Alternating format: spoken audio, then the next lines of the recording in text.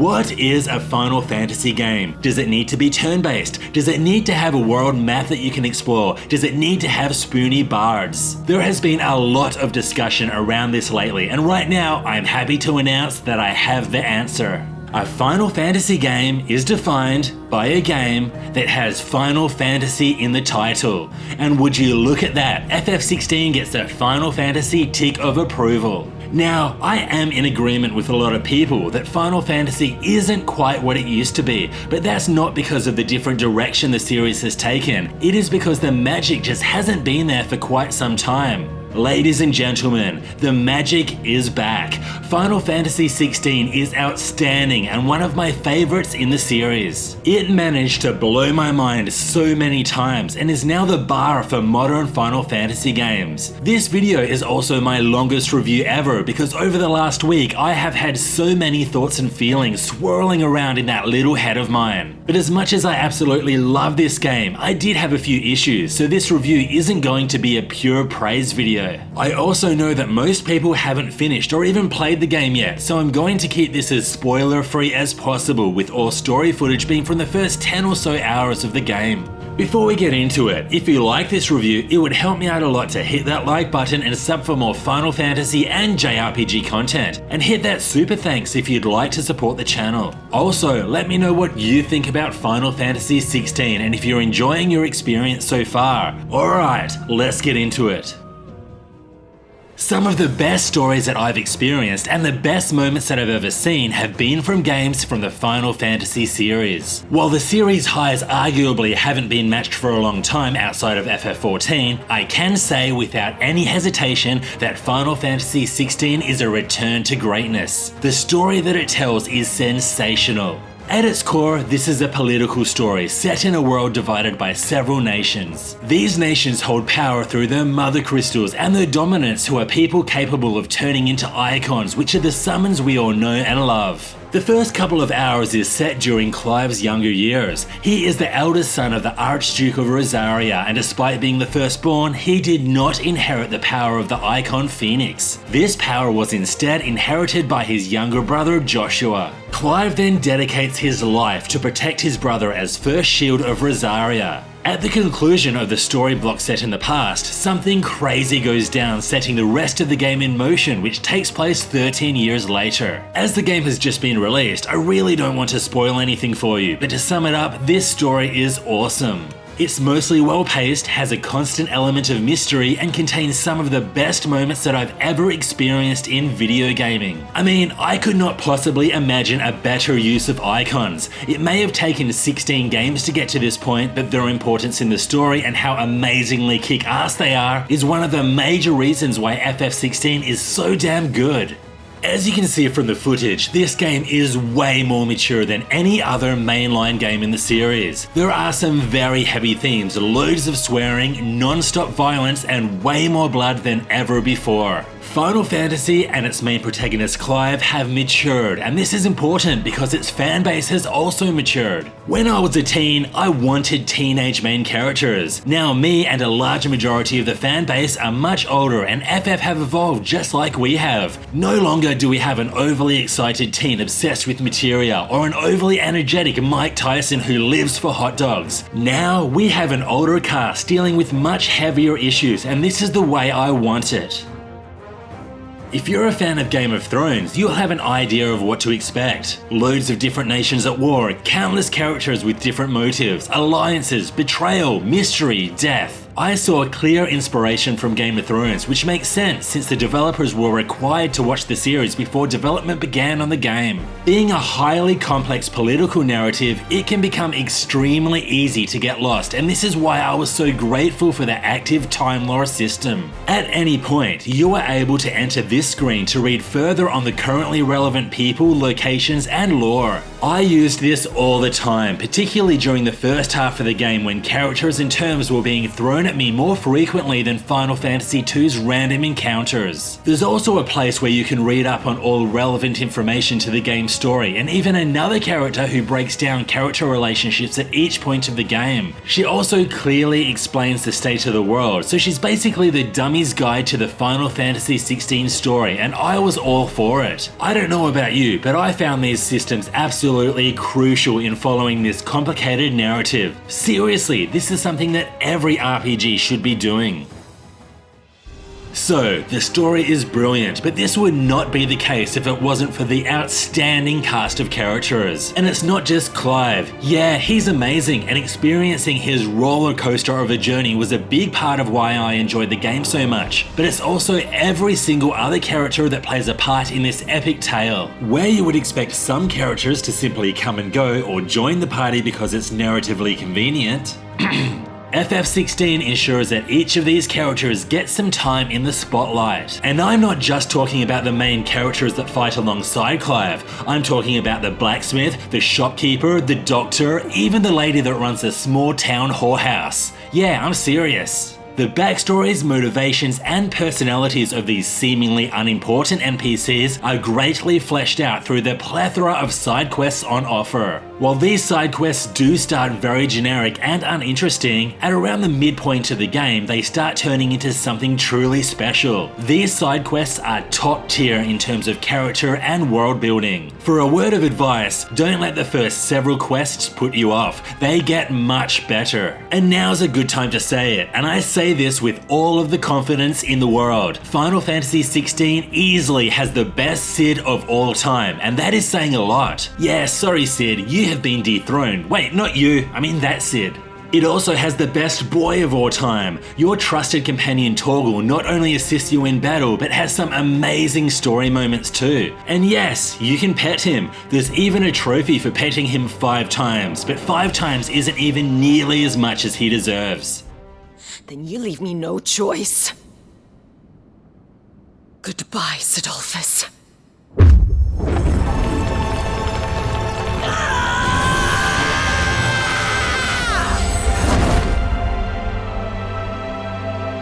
Stand back, Clive.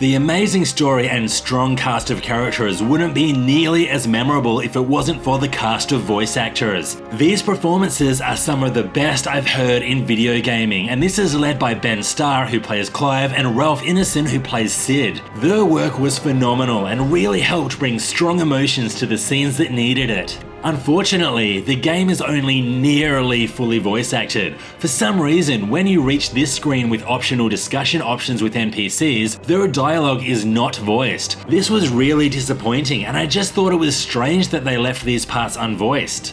So, the voice acting is sensational, but what about the graphics? As you can see, the visuals are absolutely amazing, with stunning environments and absolutely breathtaking cinematics. I was also happy to see that the frame rate issues aren't nearly as bad as they were in the demo. Then there's the music. Wowee! Composer Masayoshi Soken has done an absolutely incredible job. There are countless memorable tracks, but it's the boss theme that perhaps takes the cake and goes down as my favourite boss theme in the entire series. I may have finished the game, but at least I have this soundtrack to look forward to, which releases mid-July. Now, let's talk about the world of Valisthea. As you probably gathered, Final Fantasy XVI is not an open world game. Instead, locations can be selected on this large map, which are essentially 4 expansive regions with different paths and multiple towns to explore. I think the size of the maps are perfect. There's a good mix of open regions and narrow corridors and plenty of variation between environments. One thing that I have seen a few people complain about is the lack of a mini-map. Instead, you'll need to bring up the map screen when needed. I feel this is a double-edged sword, however. When there is a mini-map, I personally tend to look at it and nothing else, and if that were the case here, I wouldn't get to enjoy the environments nearly as much. Something lacking in recent Final Fantasy releases is the quality of the towns. I am happy to say they were really good this time and a big step forward from previous games. They are absolutely full of life, with NPCs having a surprisingly large amount to say. Most of their dialogue is relevant and their lines will change as the game goes on, and some of it is just hilarious. Oi, how about some light over here? It's black as Odin's bumhole. The world is truly dynamic. The look, the feel, the dialogue, and the overall atmosphere of each town and the world as a whole changes as the story progresses. This is what I always wanted FF8 to do in Disc 4, rather than those stupid blue barriers. Each of FF16's major story events takes place during and at the completion of a stage, which is basically a dungeon. These stages are highly linear with no minimap and feature multiple sub-bosses leading up to a final boss and then some major progression to the story. Whenever I was up to one of these, I knew I was going to be in for some epic battles and quality storytelling. While the locations visited in these dungeons cannot be revisited, you can retry them through an arcade mode which has its own scoring system. I didn't dig into this too much, but felt it was a great addition given the style of the game. Up to this point, this review has been nearly all praise, but this brings me to one of my biggest criticisms with Final Fantasy XVI. I am talking about the reward for exploration. We are given plenty of large open areas to explore with multiple paths and optional areas, yet the reward for actually taking the time out to explore is minimal. I could travel all the way to the end of a map only to find a blue shiny thing that would give me 2 gil, or to open a chest that would give me crafting equipment that I absolutely did not need. More on crafting later, but I literally had crafting equipment in the thousands because that's all I ever got and I never needed more than a few. Every single side quest in the game is also clearly marked on the map, so randomly stumbling across a cool new quest is a thing of the past. Give us some more unique items to find or some sort of incentive to explore the place. With nothing worthwhile to find, there was very little satisfaction in exploration and discovery, and this is one area where FF16 could have greatly improved.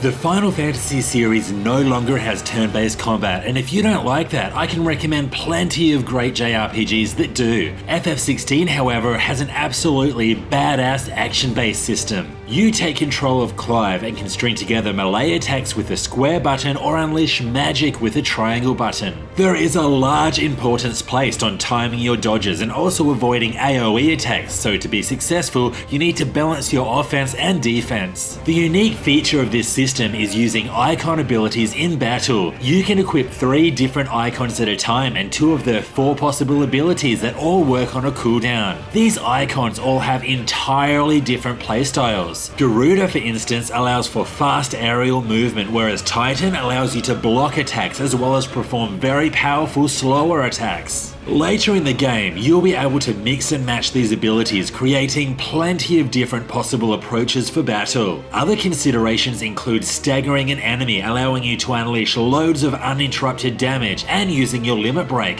which increases your attack and provides some self-healing for a short time. Managing abilities, limit breaks, and healing items, staggering the enemy, and pulling off crazy combos is a load of fun, making this my favorite combat system in the entire series, along with the FF7 remake. But what is a great combat system without decent boss fights? Saying these boss fights are great is an absolute understatement. Some of these fights are the best I've ever played in a video game. This is partly due to them being so cinematic with the epic boss themes that play in the background. I was blown away during some of these fights and could just not believe how amazing they were. The only area that I would have liked some tweaking is with the cinematic evasion and attack QuickTime events. I mean, I like that they're there, but they are way too easy to pull off. The game gives you about 5 seconds to press one button, meaning that not even once did I come close to running out of time. A bit more pressure on these inputs would have helped increase the intensity of these battles.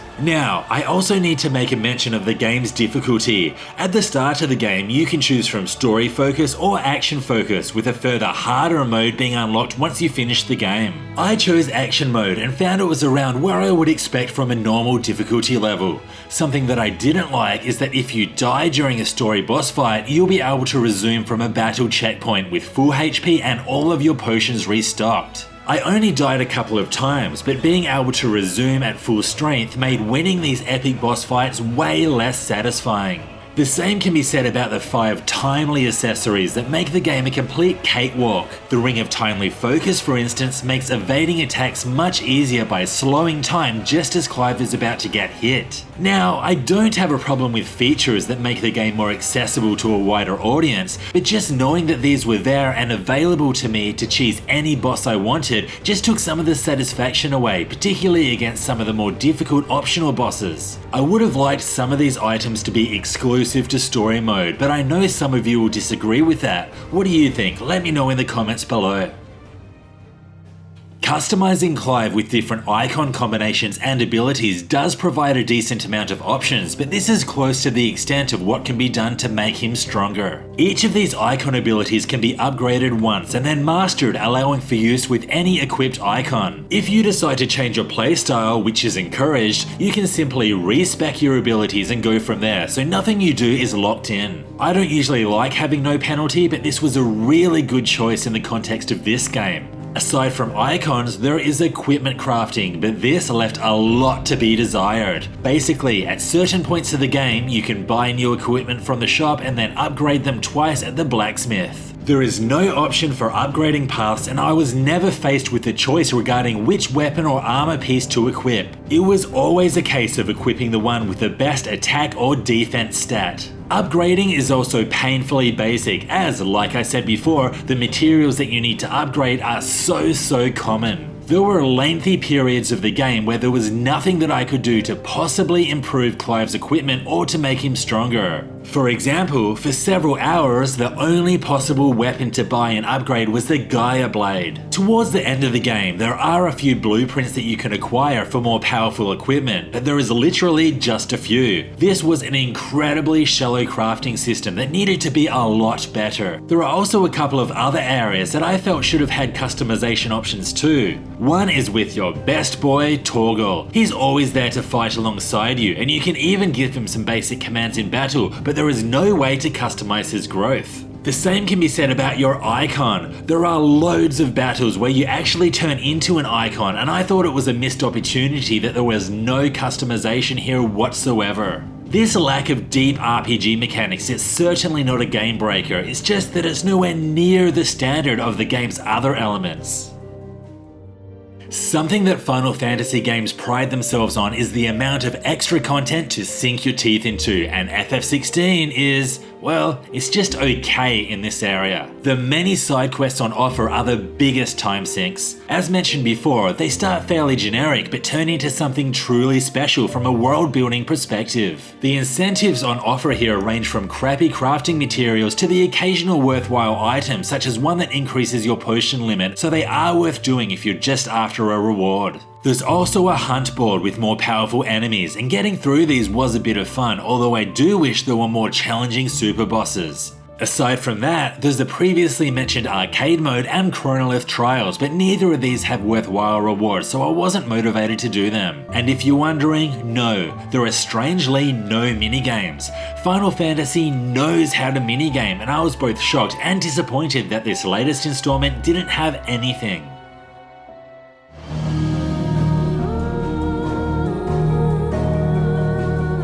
Final Fantasy XVI is one hell of a ride. The opening scenario had me hooked almost immediately and didn't let me go until the very end of the game, where I came to the realization that now I'm going to have to get on with my life. Ah, to hell with that, I'm going to play on hard mode. I just don't want to stop playing. The game is just so good. The magic is back, people. Final Fantasy XVI is one of the best titles in the series. But where would I rank it, you ask? Don't ask me hard questions. Maybe I need to make a ranking video. But for now, I'll just go with, it's up there. FF16 is one of the best looking and best sounding games I've ever played in my life. From the absolutely incredible cutscenes to the top shelf voice acting, this game is beautifully presented. But my favourite thing about FF16 is the amazing story that it tells through a massive cast of deep, memorable characters who all have their time to shine. This game also has some of my favorite video game moments ever, such as some of the icon battles. Yep, FF16 is at the peak in regards to utilizing its series summons from both a gameplay and a story perspective.